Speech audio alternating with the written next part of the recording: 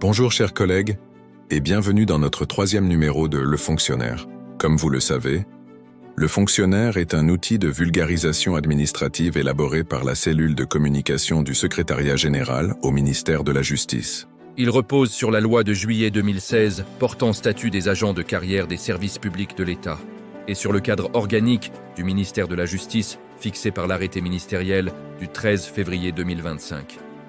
Ces instruments contiennent les règles applicables aux agents publics et l'organisation concrète de l'administration judiciaire. Administration publique entre statut et organisation. L'administration de l'État repose sur deux fondements indissociables et complémentaires. L'homme, c'est-à-dire l'agent public, porteur de l'action administrative, et la structure qui constitue le cadre organisationnel de cette action. Sans un statut clair, l'agent devient inefficace. Sans une organisation structurée, l'État perd en cohérence et en crédibilité. Ce numéro met en lumière le statut garantissant la discipline et le cadre organique assurant l'efficacité de l'action publique. Statut du personnel, du recrutement. Nous abordons les fondements du recrutement et de l'engagement public. Principe du recrutement. Il vise exclusivement à pourvoir un emploi prévu dans le cadre organique et inscrit au budget de l'État. Aucun recrutement ne peut être improvisé. C'est un acte administratif encadré, garant de la rationalité et de la transparence. Conditions d'accès. Être de nationalité congolaise, jouir de ses droits civiques et être de bonne moralité. Il faut aussi remplir les conditions d'âge, réussir un concours et être physiquement et mentalement apte.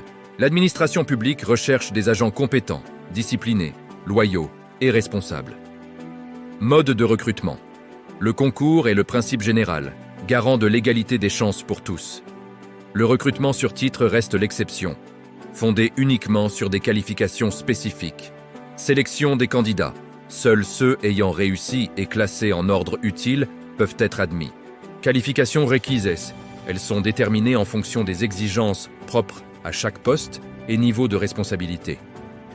Organisation du concours, sous l'autorité du gouvernement, avec une commission indépendante garantissant l'équité.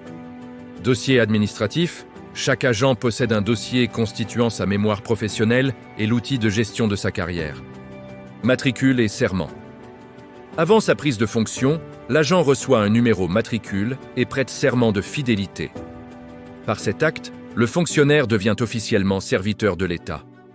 Le statut repose sur mérite, légalité et éthique.